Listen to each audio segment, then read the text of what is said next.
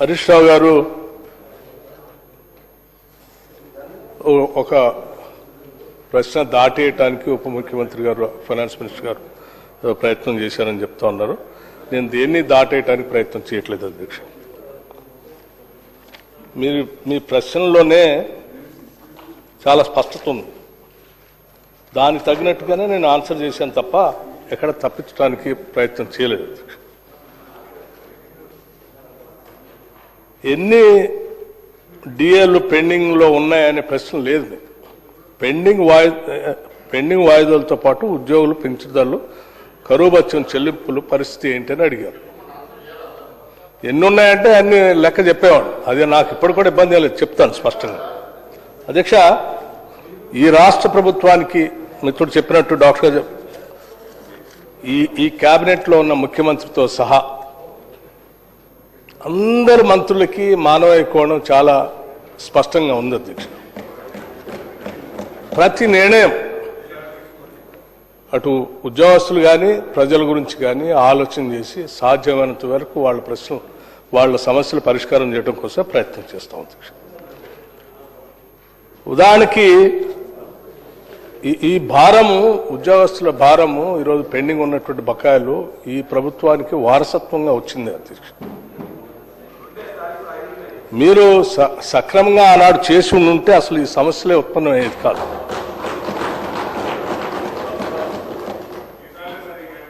కరువు భత్యం డిఏ విషయంలో గత బీఆర్ఎస్ ప్రభుత్వం 1/7/2022, 1/1/2023 మరియు 1/7/2023 నుండి ఉద్యోగులకు ఇవ్వాల్సిన డిఏ బకాయిలు ఇవ్వకపోవటం వల్లనే ప్రస్తుత ప్రభుత్వమే ఇవ్వాల్సిన పరిస్థితి ఏర్పడింది. 3 డిఏ బకాయిలు మీరు పెండింగ్ పెట్టిపోయారు. 3 ఆ 3టిని మేము వచ్చిన తర్వాత వాటిని క్లియర్ చేశాం. మీరు మాట్లాడుతున్న ప్రతి మాట ఏదో ఉద్యోగస్తుల మీద మీకే విపరీతమైన ప్రేమ ఉంది, వాళ్ళ కోసం చేశారు, ఈ ప్రభుత్వానికి మానవీయ కోణమే లేదా. 100% ఈ ప్రభుత్వానికే మానవీయ కోణం ఉంది అధ్యక్ష. వీళ్ళు మాట్లాడే అన్ని కూడా సక్రమంగా లేవు. తదుపరి ఇతర పెండింగ్ డిఏలను కూడా సాధ్యమైనంత త్వరగా ప్రాధాన్యత క్రమంలో విడుదల చేయడానికి మా ప్రయత్నం అంతా చేస్తాం. ఈ ప్రభుత్వం ఏర్పడిన తర్వాత పెండింగ్లో ఉన్న కరువు భత్యాన్ని 22.75% నుండి 26.39%, 26.39% నుండి 30.03%, 13/6/2025 మరియు 30.03% నుండి 33.67% పెంచుతూ 12/1/2026 నాడు ప్రభుత్వ ఉత్తర్వులు జారీ చేయటమైంది. గత బీఆర్ఎస్ ప్రభుత్వం కేవలం రిటైర్మెంట్ బెనిఫిట్స్ చెల్లింపులు ఆర్థిక భారం తప్పించుకోవటానికే మార్చి 2021 నుండి ఉద్యోగుల పదవి విరమణ వయసుని 3 సంవత్సరాలకు పెంచారు.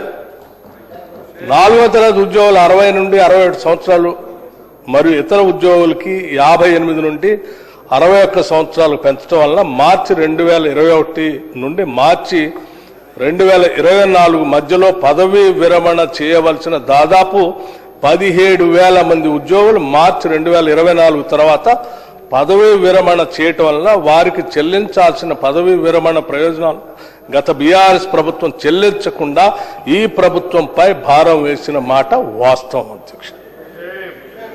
కేవలం వాటిని చెల్లించలేకనే మీరు దీన్ని పెంచారు. అంతేకాకుండా ఏప్రిల్ 2020 నుండి మార్చి 2021 వరకు ఉద్యోగులకు చెల్లించాల్సిన పిఆర్సి 2020 బకాయిలు కూడా పదవీ విరమణ సమయంలోనే చెల్లించే విధంగా గత ప్రభుత్వం తీసుకున్న నిర్ణయం కారణంగా ఏర్పడ్డ అదనపు భారాన్ని కూడా ఈ ప్రభుత్వమే చెల్లించింది. దానికి తోడు పదవీ విరమణ వయసును పెంచడం వల్ల ప్రస్తుత రిటైర్డ్ అవుతున్న ఉద్యోగుల సర్వీస్ పెరగటం వల్ల వారు చెల్లిస్తున్న గ్రాట్యుటీ, సరెండర్ లీవ్, జీపీఎఫ్ వంటి ఆర్థిక ప్రయోజనాల్లో కూడా పెరుగుదల ఏర్పడి ఆ అదనపు భారం కూడా ప్రభుత్వమే మోయవలసి వచ్చింది. ఈ ప్రభుత్వమే మోయవలసి వచ్చింది. మొత్తంగా వారు గత ప్రభుత్వం చెల్లించాల్సిన రిటైర్మెంట్ ప్రయోజనాలు 3 సంవత్సరాలు వాయిదా వేసి మాపైకి, ఈ ప్రభుత్వం పైకి బదలాయించారు. అయినా ఈ చర్యతో అధిక ఆర్థిక ప్రయోజనం కూడా ఈ ప్రభుత్వం చెల్లించాల్సి వస్తుంది. దీంతో ఈ ప్రభుత్వంపై అదనపు భారం పడింది. అయినప్పటికీ కూడా మేము ఆ భారాన్ని కూడా మోస్తూ న్యాయం చేస్తూనే ఉన్నాం.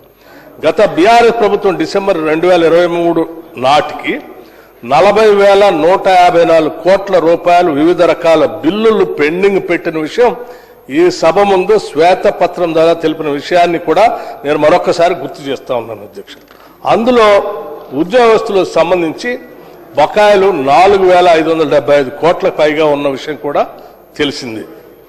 గత ప్రభుత్వం ఎంతగానో పెండింగ్ బిల్లులు మా పైన మోపినప్పటికీ ఈ ప్రజాప్రభుత్వం అభివృద్ధి కార్యక్రమాలు మరియు ప్రజా సంక్షేమ కార్యక్రమాలు చేసుకుంటూనే ఉద్యోగులకు సంబంధించిన పెండింగ్ బిల్లులను కూడా సాధ్యమైనంత త్వరగా ప్రాధాన్యత క్రమంలో విడుదల చేయడానికి కృషి చేస్తూ ఉన్నాం. అంతేకాదు గత ప్రభుత్వం ఉద్యోగులు ప్రతి నెలా చెల్లించవలసిన జీతాల విషయంలో కూడా గత ప్రభుత్వ హయాంలో 15వ తేదీ వరకు కూడా చెల్లించలేనటువంటి పరిస్థితులను చూసి మనం అందరం గమనించాం ఉన్నది కూడా. అటువంటి జీతాలు 1వ తారీఖు కూడా ఇవ్వలేనటువంటి పరిస్థితుల్లో నుంచి 15వ తారీఖు దాకా నెట్టివేసినట్టు ఆనాటి పరిస్థితులను సరిదిద్ది ఈ ప్రభుత్వం ప్రజాప్రభుత్వం అధికారంలోకి వచ్చిన తర్వాత ప్రతి నెల 1వ తేదీనే ఉద్యోగులకు జీతాలు చెల్లించడం ఈ ప్రభుత్వం చేస్తున్నటువంటి విషయం కూడా ఈ సభలో ఉన్నటువంటి సభ్యులు అందరూ గమనించవలసిందిగా నేను విజ్ఞప్తి చేస్తున్నాను. అంతేకాదు మిత్రుడు చెప్పినట్టు ఈ ప్రభుత్వం అధికారంలోకి వచ్చిన తర్వాత ఈ బిల్లులు పెండింగ్లన్నీ లెక్కేసి ప్రతి నెల 700 కోట్ల రూపాయలు పెండింగ్ బిల్లులు ఉద్యోగులకు ఇస్తామని చెప్పినటువంటి మాట ప్రకారం ప్రతి నెల 700 కోట్ల రూపాయలు ఉద్యోగుల పెండింగ్ బిల్లులు రిలీజ్ చేసుకుంటూ 1వ తారీఖు జీతాలతో పాటు ఈ పెండింగ్ బిల్లులు 700 కోట్ల రూపాయలు చేసుకుంటూ పోతా ఉన్నాం. ఆ 700 కోట్ల రూపాయలు కూడా మీరు పెట్టినటువంటి పెండింగ్ బకాయిలు విపరీతంగా ఉండటం వల్ల సరిపోవట్లేదు కాబట్టి ఇంకా కొద్దిగా పెంచి ఈ సంవత్సరంలో దాన్ని 700 నుంచి 1000 కోట్ల వరకు పెంచాలనేటువంటి నిర్ణయం కూడా విధానపరమైన నిర్ణయం కూడా తీసుకుందామనే ఆలోచనలను చేస్తాం కూడా. అట్లాగే అధ్యక్ష, ప్రస్తుతం ఉద్యోగులు మరియు పెన్షన్లు చెల్లించాల్సిన మెడికల్ బిల్లును ఎప్పటికప్పుడు చెల్లించడం జరుగుతూ ఉంది. మెడికల్ బిల్స్ పెండింగ్ బిల్స్ అన్నిటిని కూడా క్లీన్ చేసి ఒకటేసారి మొత్తం కూడా పెండింగ్ ఉన్నటువంటి వాటన్నిటిని క్లియర్ చేశాం. అట్లాగే అధ్యక్ష, ఉద్యోగస్తుల గురించి మానవీయ కోణం ఈ ప్రభుత్వానికి లేకపోతే ఈ పెండింగ్ బిల్లుల గురించి కానీ డిఏల గురించి కానీ ఇటువంటి నిర్ణయాలు తీసుకొని మేము చేసే పరిస్థితి ఉండేది కాదు. మానవీయ కోణం ఉన్నది కాబట్టే ప్రతి నెల వాళ్ళు కట్టుకోవాల్సినటువంటి ఈఎంఐలు లోన్లు తీసుకున్నటువంటి వాటన్నిటికీ 1వ తారీఖు నాడు జీతాలు రాకపోతే బ్యాంకుల్లో డిఫాల్టర్స్ గా మారి అది బ్యాడ్ అకౌంట్స్ గా మారి ఇంట్రెస్ట్లు విపరీతంగా పెరిగిపోయి వాళ్ళకి ఇచ్చినటువంటి లోన్లు కూడా ఆగిపోతున్నటువంటి దృష్టిని అర్థం చేసుకొని ప్రతి నెల టెన్షన్ గా 1వ తారీఖు నాడు వాళ్ళకి జీతాలు వచ్చేటట్టుగా చేస్తా ఉన్నాం.